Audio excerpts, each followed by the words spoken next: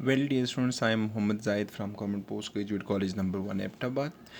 Chapter number 3 में आज का हमारा जो आर्टिकल है दैट इज़ रिलेटेड टू कोलेजन्स। सो सबसे पहले हम देखना चाहेंगे कि कोलेजन्स हैं क्या, फिज़िकली हम इसको उनको किस तरह से कैलकुलेट कर सकते हैं, कौन सी ऐसी टाइप्स ऑफ कोलेजन्स हैं जिनके आप मैथमेटिकल कैलकुलेशन सॉल्व कर सकते हैं और कौन सी टाइप्स में आप इनको माइनस कर सकते हैं। सो फर्स्ट ऑफ ऑल हम डिफ़ाइन करेंगे कि कोलिजन होता क्या है।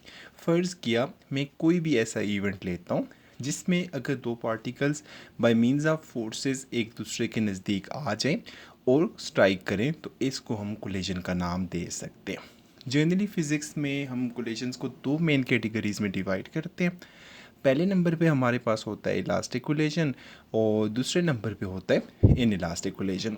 हमने डिफरेंट कंजर्वेशन लॉज पढ़े हुए हैं, like law of conservation of kinetic energy, law of conservation of momentum, इसके अलावा law of conservation of total energy हो सकता है। अब law of conservation of linear momentum हमने लास्ट टॉपिक में डिस्कस किया था। हमने कहा कि अगर कोई दो बॉडीज़ आपस में कोलाइड करते हैं और कोलिजन से पहले और कोलिजन के बाद अगर उनका मोमेंटम आपस में बराबर हो तो that was known as law of conservation of momentum. और श्योर बात है मोमेंटम तब कंजर्व होगा जब आपके पास आइसोलेटेड सिस्टम होना चाहिए। सो यहाँ पे इन टर्म्स ऑफ कोलिजन्स अगर हम बात करें तो सबसे पहले मैं इलास्टिक कोलिजन को डिफ़ाइन करता हूँ। तो हम कह सकते हैं ऐसा कोलिजन जिसमें लीनियर मोमेंटम और काइनेटिक एनर्जी दोनों कंजर्व्ड हों। तो इसका मतलब ये हुआ कि ये आपके पास इलास्टिक कोलिजन होगा।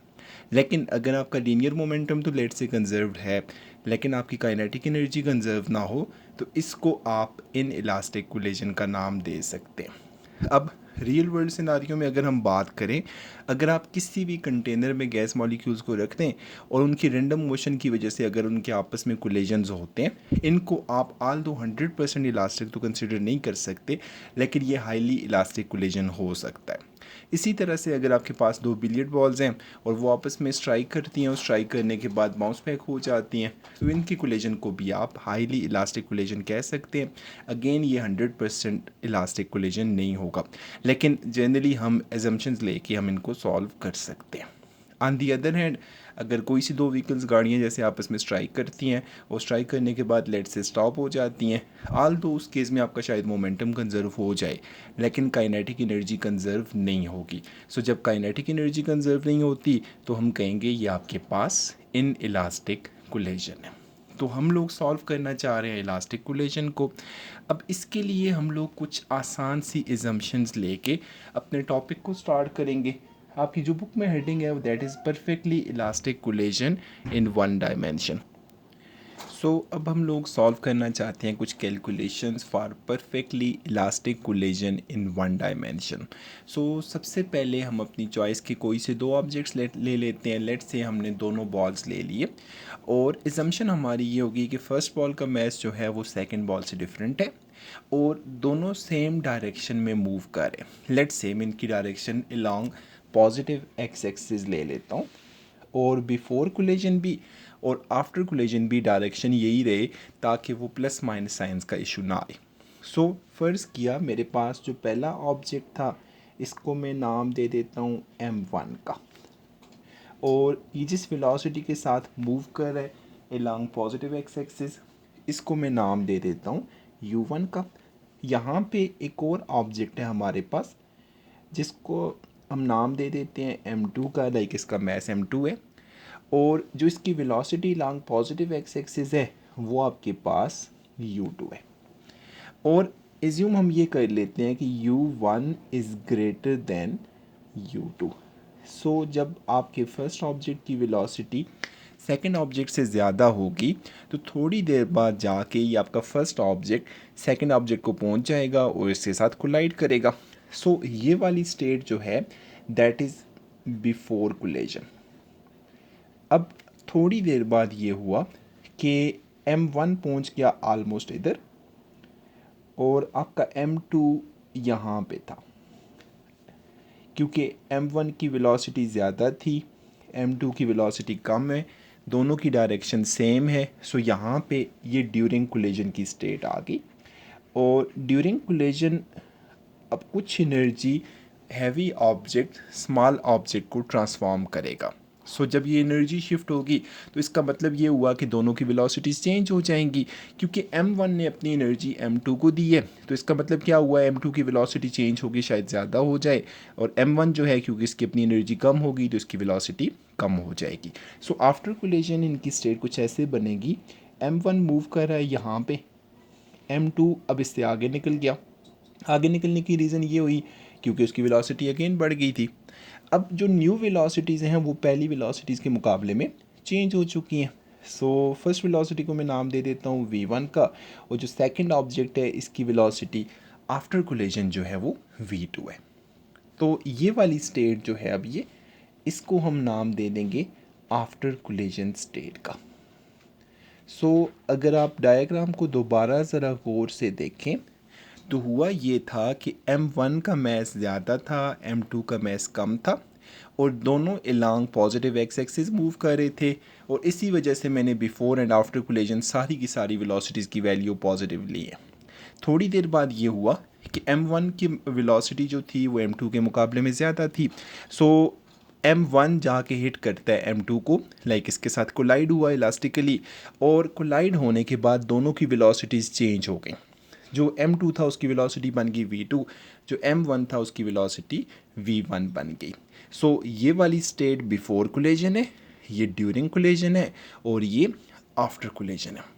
हम एक आइडियल केस ले रहे हैं जिसमें हमने बात की थी कि ये आपका परफेक्टली इलास्टिक कोलिजन होना चाहिए।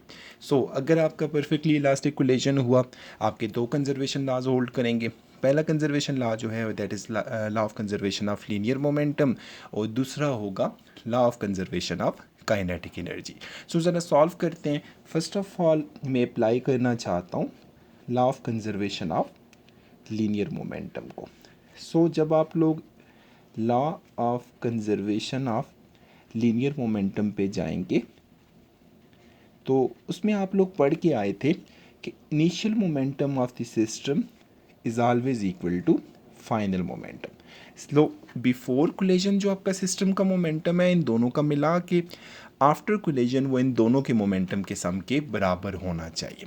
अब अगर हम हर पार्टिकल को इंडिविजुअली देखें, जो पहला बॉडी है m1 उसकी वेलोसिटी u1 थी, सो इसका मोमेंटम था m1 u1, और प्लस क्योंकि दूसरा बॉडी भी इसके साथ है बिफोर कोलिजन हमने दोनों को सम लेना था, सो ये बनेगा m2 u2। So it means that is momentum of both the bodies before collision. और ये जो सेकंड मोमेंटम होगा लाइक आफ्टर कोलिजन, ये बनेगा, इसका मोमेंटम होना चाहिए m1 v1 plus m2 v2। ये आपकी law of conservation of momentum की मैथमेटिकल फॉर्म बन गई for perfectly elastic collision in one dimension. So जब perfectly elastic collision in one dimension को हमने सॉल्व किया, हमारे पास रिजल्ट ये बन जाता है। अब इसमें कुछ वैल्यूज़ ऐसी हैं जो सबस्क्रिप्ट 1 के साथ अवेलेबल हैं, कुछ वैल्यूज़ ऐसी हैं जो सबस्क्रिप्ट 2 के साथ अवेलेबल हैं। सो मैं ऐसे करता हूँ कि 1 सबस्क्रिप्ट वाली वैल्यूज़ को लेफ्ट हैंड साइड पे ले जाता हूँ और 2 वाली को राइट हैंड साइड पे रख लेता हूँ। तो ये मेरे पास कुछ ऐसे बनेगा m1 u1, इस m1 v1 को राइट हैंड साइड से उठा के लेफ्ट हैंड साइड पे ले जाए, ये बनेगा minus m1 v1 equals to on the right hand side आपके पास क्या बनेगा, m2 v2 पहले से मौजूद था माइनस m2 u2 ये आ गया।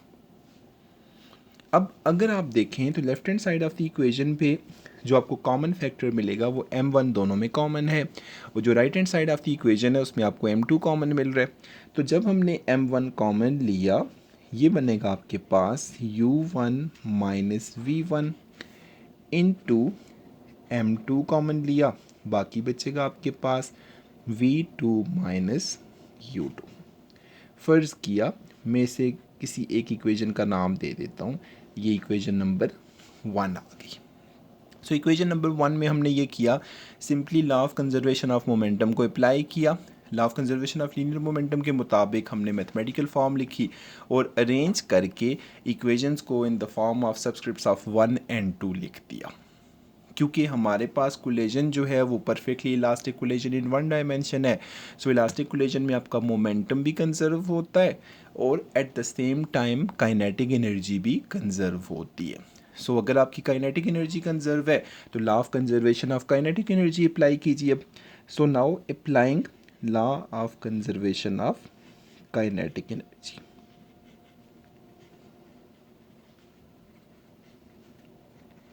अब law of conservation of kinetic energy क्या कहता है कि बिफोर कोलिजन जो काइनेटिक एनर्जी थी that must be equal to after collision kinetic energy, क्योंकि हमने कहा था ये इलास्टिक कोलिजन है। सो यहाँ पे हम लिख सकते हैं kinetic energy before collision must be equal to kinetic energy after collision. So अगर आप after collision kinetic energy calculate करें और बिफोर कोलिजन कैलकुलेट करें, दोनों की वैल्यूज़ आपस में बराबर होंगी। अब अगर हम बिफोर कोलिजन काइनेटिक एनर्जी देखना चाहें तो अगेन क्योंकि हमारे पास दो ऑब्जेक्ट्स हैं सो दोनों की काइनेटिक एनर्जी अलग-अलग आएगी और उन दोनों का सम करेंगे। और आफ्टर कोलिजन भी वो दोनों ऑब्जेक्ट्स हैं सो उनकी भी काइनेटिक एनर्जी आएगी, उसको भी अलग-अलग सम करना है। So before collision kinetic energy of the first particle ये बनेगी 1/2 m1u1 का square. On the other hand ये वाली जो काइनेटिक एनर्जी बनेगी ये आपके पास 1/2 m2u2 का स्क्वायर हो जाएगा। सो बिफोर कोलिजन आपकी काइनेटिक एनर्जी अगर मैं लिखना चाहूँ तो ये इन दोनों की काइनेटिक एनर्जीज़ का सम है। सो इन दोनों की काइनेटिक एनर्जीज जो बनेगी ये कुछ ऐसे बनती हैं, half m1u1 square plus half m2u2 square. On the other and right hand side पे अगर आप लोग देखें तो आपने इसकी काइनेटिक एनर्जी और इसकी काइनेटिक एनर्जी का सम लेना है। सो पहले ऑब्जेक्ट की काइनेटिक एनर्जी जो बनेगी वो आपके पास आती है half m1v1 square plus half m2v2 का स्क्वायर। सो जो स्टेप्स आप लोगों ने law of conservation of linear momentum apply करने के बाद यूज़ किए थे एग्जैक्टली वही स्टेप्स आपने यहाँ पे भी यूज़ करने हैं इसको सिंप्लीफाई करने के लिए, क्योंकि ये वाली सारी values with subscript of 1 and 2 लिखी हुई हैं और ये भी 1 and 2 लिखी हुई है। सो आप 1 सबस्क्रिप्ट की वैल्यूज़ को लेफ्ट हैंड साइड पे ले जाते हैं और 2 वाले सबस्क्रिप्ट की वैल्यूज़ को राइट हैंड साइड पे ले जाते हैं। सो जब हम इसको सॉल्व करेंगे तो ये कुछ आपके पास ऐसे बनेगा, हाफ m1u1 स्क्वायर और इस हाफ m1 v1 स्क्वायर को लेफ्ट हैंड साइड पे ले आते हैं तो ये बनेगा हाफ m1 v1 का स्क्वायर। राइट हैंड साइड पे जो चीज़ पहले से मौजूद थी वो आपके पास थी half m2 v2 square minus half ये वाली वैल्यू जब उधर जाएगी तो ये बनेगी m2u2 का square. So left hand side पे आपकी वो सारी वैल्यूज़ आ गई जिनके सबस्क्रिप्ट में 1 लिखा हुआ है और राइट हैंड साइड पे सारी वो वैल्यूज़ आ गई जिनके सबस्क्रिप्ट में 2 लिखा हुआ है। अब आप ऐसे करें, इनमें से कुछ चीज़ें कॉमन ले लें।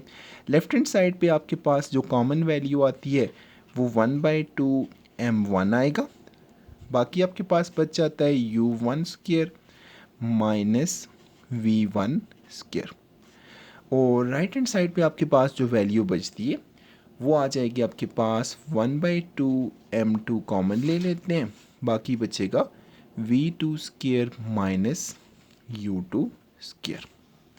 ये आपकी आ गई इक्वेशन नंबर 2। सो जो इक्वेशन नंबर 1 हम लोग लेके आए थे वो हमें मिली थी law of conservation of linear momentum से, जिसको सिंप्लीफाई करके हमने लिखा था। इक्वेशन 2 जो है ये law of conservation of kinetic energy से हमने लेके आए और इसको जब सिंप्लीफाई किया तो हमारे पास रिजल्ट ये बन जाता है। अब अगर आप इक्वेशन नंबर 1 और इक्वेशन नंबर 2 को देखें तो इंटरेस्टिंगली इसमें बहुत सी टर्म्स आपस में मिलती जुलती हैं। सो अगर हम चाहते हैं इसे सिंप्लीफाई करें तो क्योंकि इक्वेशन 2 कंपैरेटिवली हैवी लग रही है, इक्वेशन नंबर 1 कंपैरेटिवली शॉर्ट है, सो हम ऐसे करेंगे इक्वेशन 2 से इक्वेशन नंबर 1 को डिवाइड करेंगे। जब हम डिवाइड करेंगे तो कुछ टर्म्स कैंसिल आउट हो जाएंगी, उसके बाद हमारे पास कोई सिंप्लीफाइड इक्वेशन बन सकती है। सो अब नेक्स्ट जाते हैं equation number 2 divide by equation 1 पे। नाउ अब इसके बाद हम लोगों ने ये किया dividing equation number 2 by equation number 1।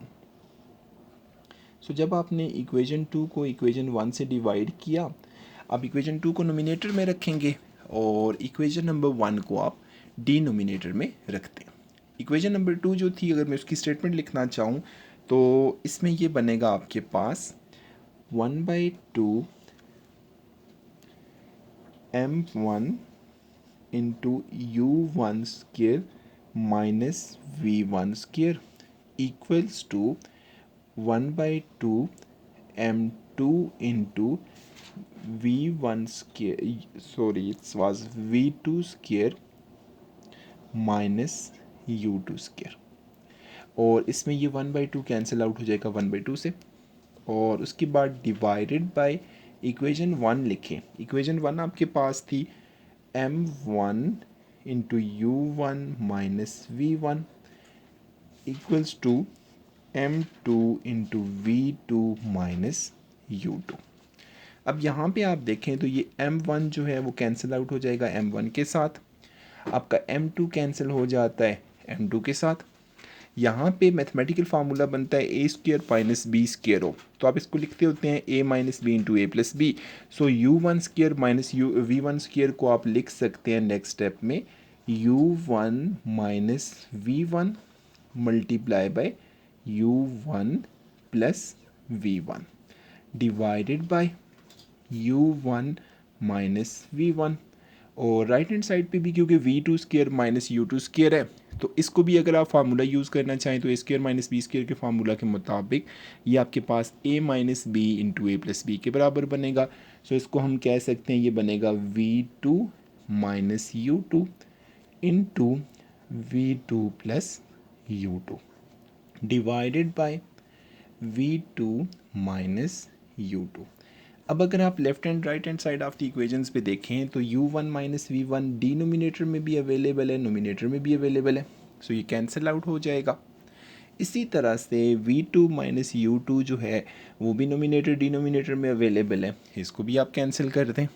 अब आपके पास जो रिमेनिंग चीज़ बच गई वो कुछ इस फॉर्म में है u1 plus v1 equals to u2 plus v2, या इसे अरेंज करके लिखते हैं। अगेन यूज़ को एक साइड पे ले जाते हैं, वीज़ को एक साइड पे ले जाते हैं, तो ये कुछ ऐसे बनेगा u1 minus u2 equals to v2 minus v1, या फ़र्ज़ किया मैं इसको ऐसे लिख दूँ कि u1 minus u2 equals to minus times v1 minus v2।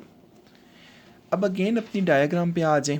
Start में आप लोगों ने ये कहा था कि अगर आपके दोनों ऑब्जेक्ट्स जो मूव कर रहे थे तो यहाँ पे आपके पास जो अवेलेबल वैल्यूज़ थी, ये आपके पास u1 था, ये u2 था, ये v1 था, ये v2 था। सो यहाँ पे अगर आप डिफरेंस इन वेलोसिटी लें u1 minus u2, that gives you the relative velocity before collision, और v1 माइनस v2 कर लें तो वो आपके पास आ जाती है relative velocity after collision. So इसको अगर मैं लिखना चाहूँ that is u relative equals to minus times v relative. अब ये एक ऐसा मैथमेटिकल रिजल्ट है जो आपको काफ़ी ज़्यादा फिज़िकल इन्फॉर्मेशन देता है इस सारे कोलिजन के बारे में। अब वो इन्फॉर्मेशन क्या है, हमने कहा जो बॉडीज़ कोलाइड हुए थे बिफोर कोलिजन उनकी जो रिलेटिव वेलोसिटी थी, एग्जैक्टली आफ्टर कोलिजन भी उनकी रिलेटिव वेलोसिटी है। आसानी के लिए मैं कहता हूँ मेरा पहला ऑब्जेक्ट जो था वो मूव कर रहा था 25 मीटर्स पर सेकंड के साथ, जो दूसरा ऑब्जेक्ट था वो मूव कर रहा था 15 मीटर्स पर सेकंड के साथ। सो आपकी रिलेटिव वेलोसिटी बिफोर कोलिजन जो होगी वो 25 माइनस 15 10 बनेगा। अब आफ्टर कोलिजन क्या हुआ, जो ऑब्जेक्ट स्लो था वो फास्ट हो गया, जो फास्ट था वो स्लो हो गया। सो इसका मतलब है जो 25 के साथ मूव कर रहा था लेट से वो 15 के साथ मूव करना शुरू हो जाएगा, और जो 15 के साथ मूव कर रहा था वो 25 के साथ मूव करना शुरू हो जाएगा। अब यहाँ पे दोनों का डिफरेंस बिफोर कोलिजन भी 10 आ रहा था, आफ्टर कोलिजन भी 10 आ रहा है, लेकिन माइनस साइन क्या बताता है, माइनस साइन ये बताता है जो ऑब्जेक्ट बिफोर कोलिजन फास्टर था आफ्टर कोलिजन वो स्लो डाउन हो गया, और जो ऑब्जेक्ट आफ्टर कोलिजन स्लो था वो बिफोर कोलिजन स्लो डाउन हो गया। सो यहाँ पे ये हमारे पास एक इम्पॉर्टेंट रिज़ल्ट बन गया, और इस इक्वेशन को मैं इक्वेशन नंबर 3 का नाम दे देता हूँ, इस इक्वेशन को इक्वेशन नंबर 4 का नाम दे देता हूँ। अब एक और कैलकुलेशन हम देखना चाह रहे हैं कि बिफोर कोलिजन्स तो हमें नॉर्मली वेलोसिटीज़ की वैल्यू पता होती है, हम ये देखना चाहते हैं कि तो बिफोर कोलिजन्स हमारे पास वैल्यूज़ नोन होती हैं वेलोसिटीज़ की, हम ये देखना चाहते हैं आफ्टर कोलिजन वैल्यूज़ क्या आएंगी। सो इसके बाद हमारा जो स्टेप्स हैं वो हमने ये देखेंगे कि v1 की वैल्यू कितनी आती है और v2 की वैल्यू कितनी आती है। हम जो अभी तक सॉल्व करके आए थे, हमारे पास 4 इक्वेशंस बनी थी। एक law of conservation of momentum के लिए बनी थी, एक law of conservation of kinetic energy के लिए बनी थी, एक आपकी वेलोसिटीज़ की फॉर्म में रिजल्ट आया, और आखिरी रिजल्ट हमने रिलेटिव वेलोसिटी की फॉर्म में लिख दिया।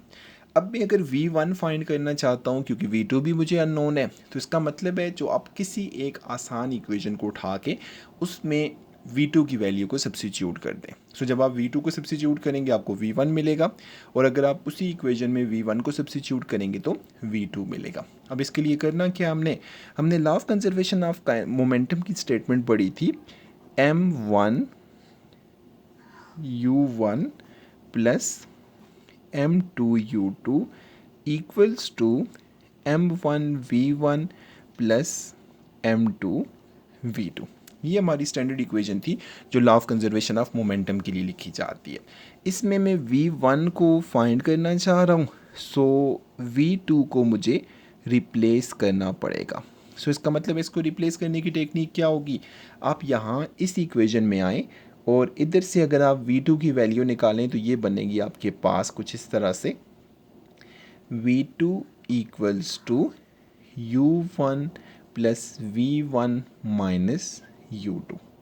तो इस वैल्यू को हम सब्सिट्यूट कर देंगे इस इक्वेशन में v2 की जगह, तो रिज़ल्ट कुछ ऐसे बनेगा, m1 u1 plus m2 u2 equals to m1 v1 plus m2 into v2 की जगह वैल्यू सब्सिट्यूट करता हूँ, मेरे पास आंसर था v2 के लिए u1 plus v1 minus u2।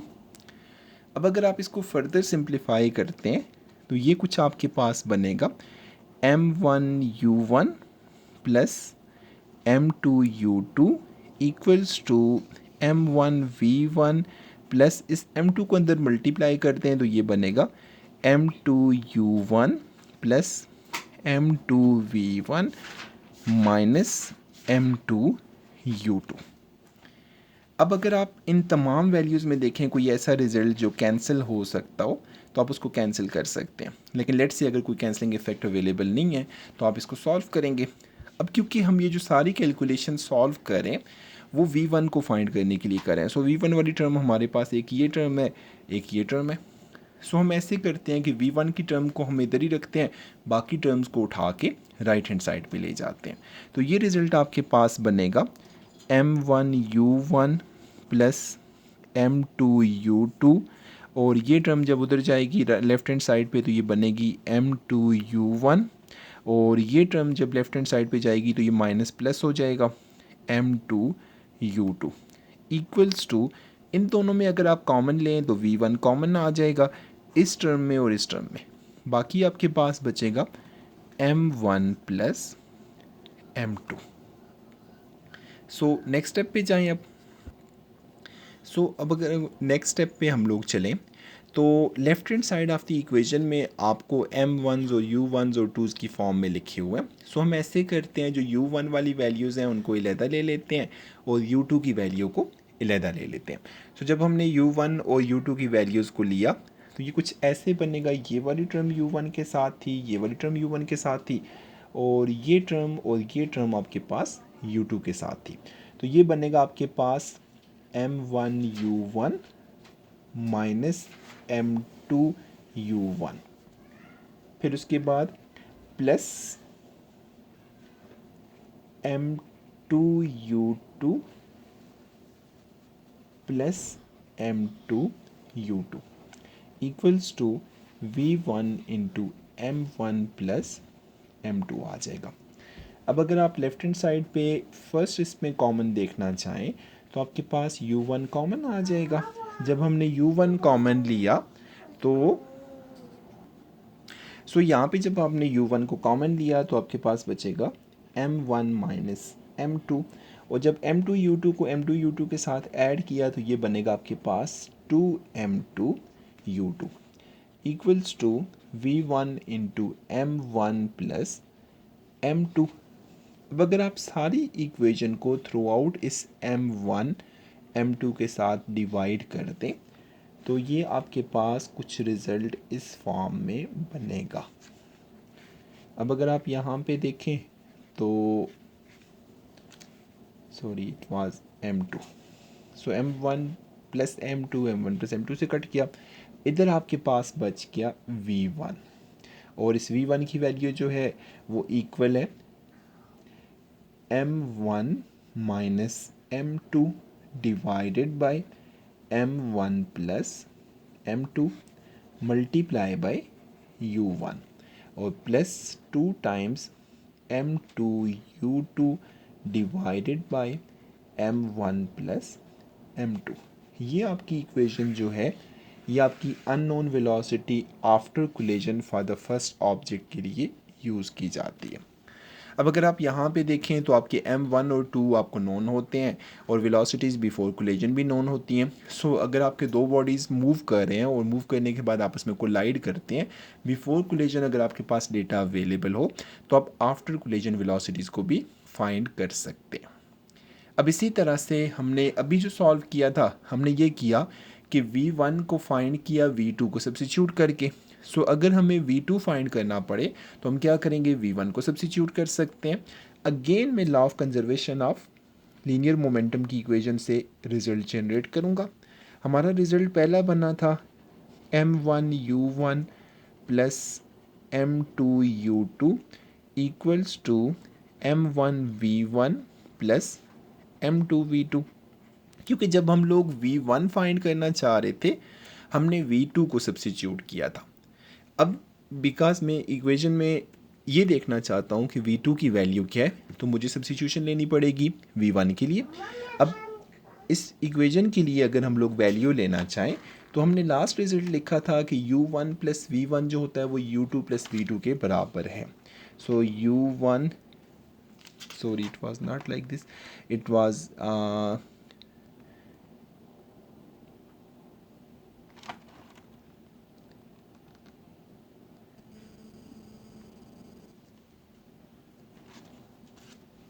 U1 plus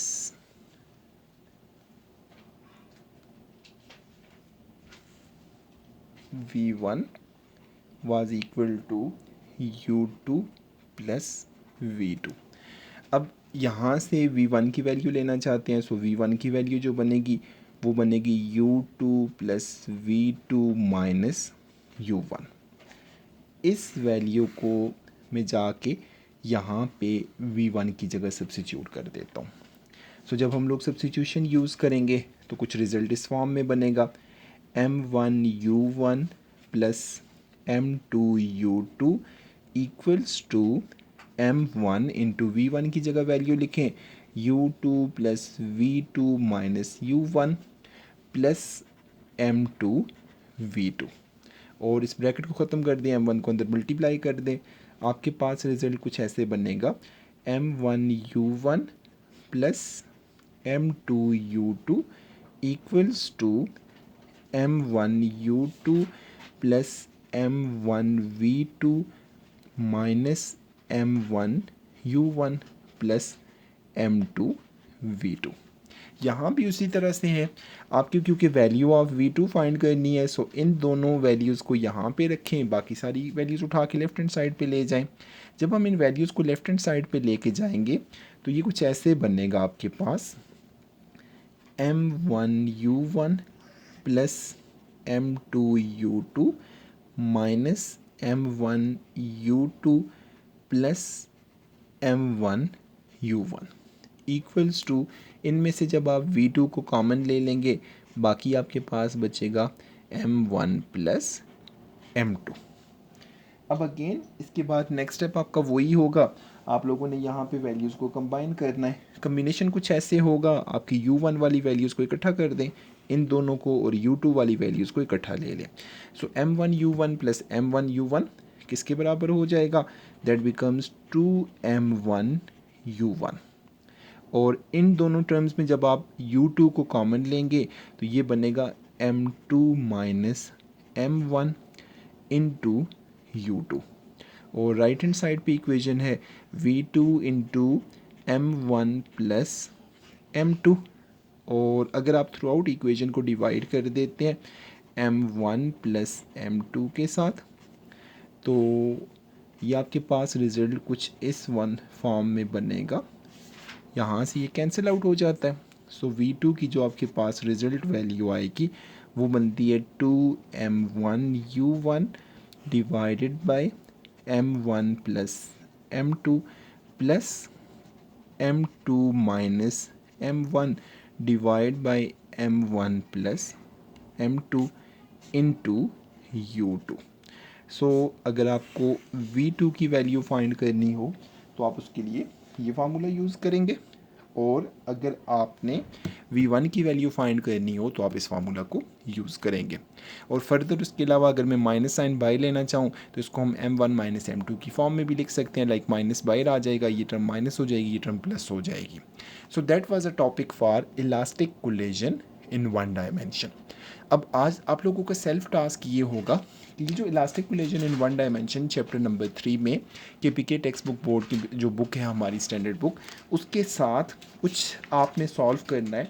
example number 3.5 और असाइनमेंट नंबर 3.5 सॉल्व कर दिए हैं, और इसी तरह से एक्सरसाइज के क्वेश्चंस में कुछ न्यूमेरिकल्स इसके साथ सॉल्व हो सकते हैं, वो आप लोग ट्राई करेंगे कि आप लोगों ने इसके साथ जो रेलिवेंट न्यूमेरिकल्स हैं वो सॉल्व करने हैं।